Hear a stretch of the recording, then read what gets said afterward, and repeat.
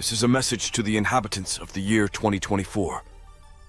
If you are receiving this, know that my friend Kale and I are now safe on the planet of Elysium Prime. We didn't so much land as got shot down. That's what I get for landing on a refugee planet in an alien vehicle. We were greeted by the survivors who fled Earth after the first arrival of the aliens.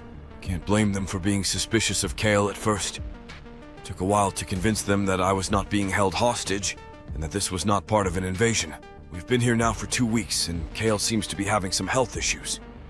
He believes the atmosphere here does not agree with him.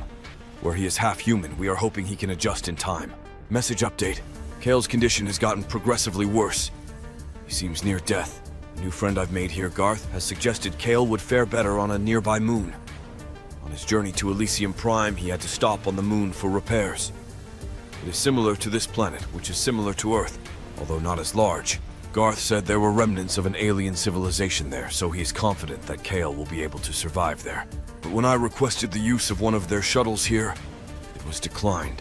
I pleaded with the Leadership Council and was refused, faced with the ominous choice of breaking the laws within my first 2 weeks on this planet, or saving the life of the being that saved mine.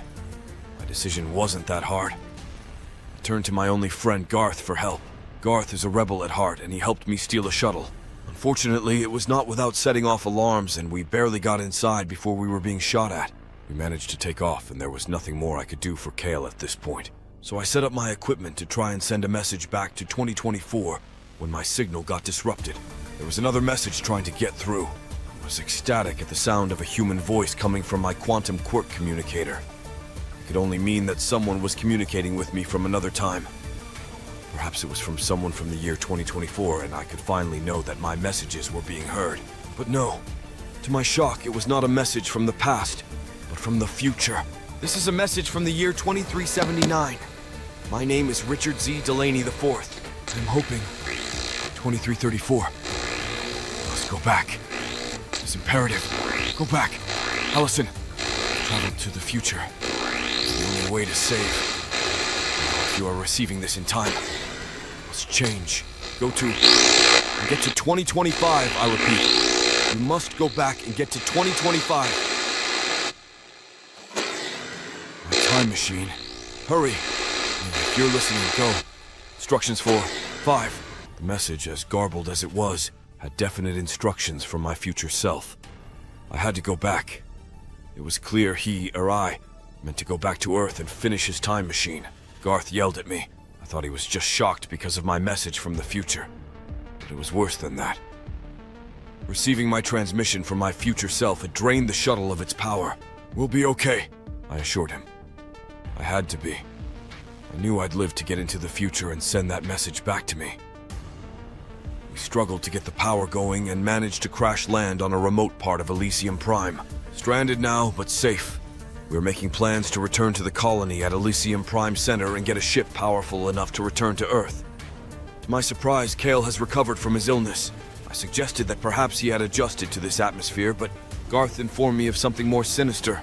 The colony had turned on a protective sound generator that emits a frequency that is harmless to humans, but seems to disable the aliens. We have rations from the shuttle that will last only a few days as we make our way back to the colony. For Kale's safety, we will leave him here and pick him up after we get a ship. If you are receiving this message, know that I will be coming to your time soon. This is Richard Z. Delaney IV from the year 2334.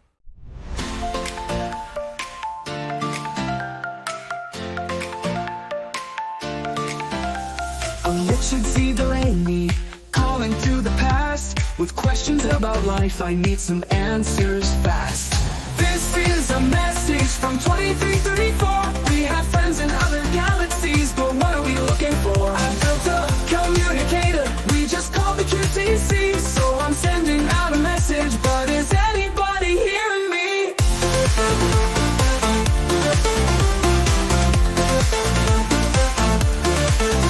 My communicator, I'm calling back through time, because I need to find the truth for all the questions in my mind. This is a message from 2334. We have friends in other galaxies, but what are we looking for? I built a communicator, we just call the QTC. So I'm sending out a message, but is anybody hearing me?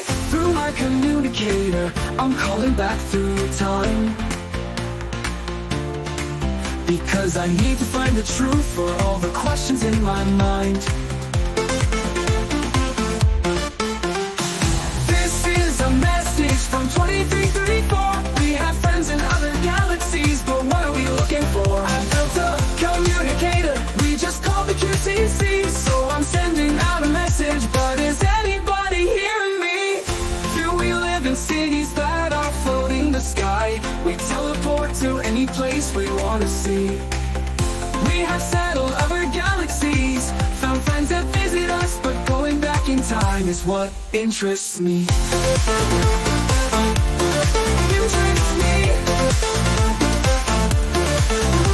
I'm Richard Z. Delaney, sending out this call with questions about life. Is anybody there at all?